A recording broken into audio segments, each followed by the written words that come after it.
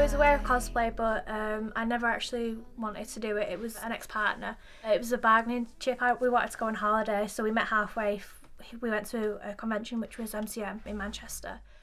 So I spent all this time. We were meant to be the Joker and Harley Quinn from Arkham City game, Batman, and I spent all this time making the costume. I built like a huge mallet prop and everything. And when it got to the day, he'd actually worn a different costume. It was Army of Two.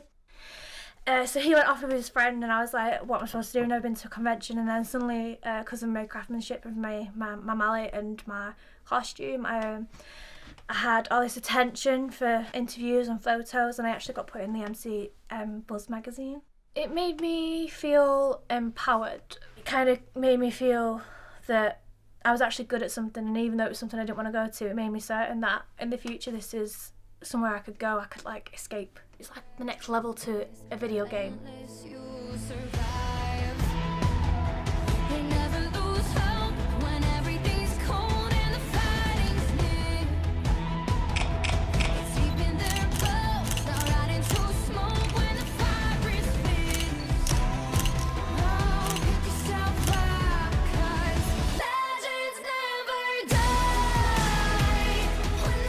When I've dressed up as Firecracker Jinx from League of Legends, a little girl actually mistook me for Mulan, the Disney princess. Went down, we had photos and everything. At the end she was like, thank you Mulan, and like gave me a kiss on the cheek and went away, and the parents were like, you know, sorry, we know you're not the character, but you know, thank you so much for doing that.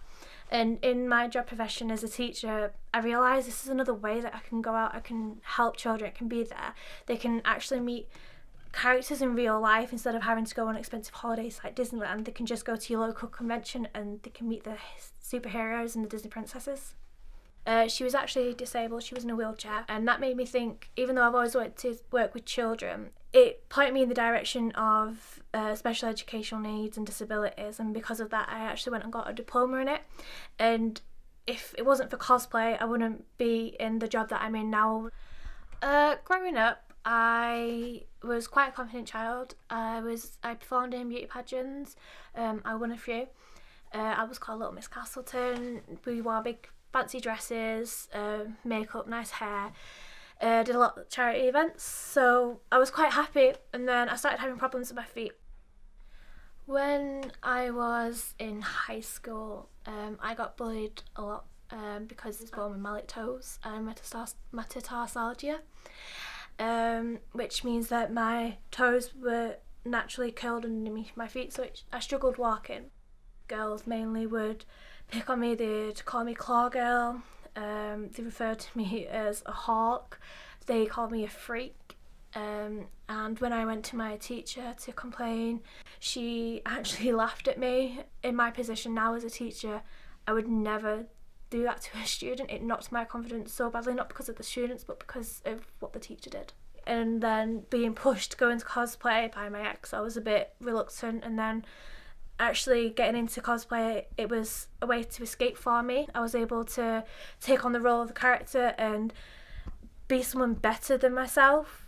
I would say cosplay has definitely helped me overcome my confidence issues.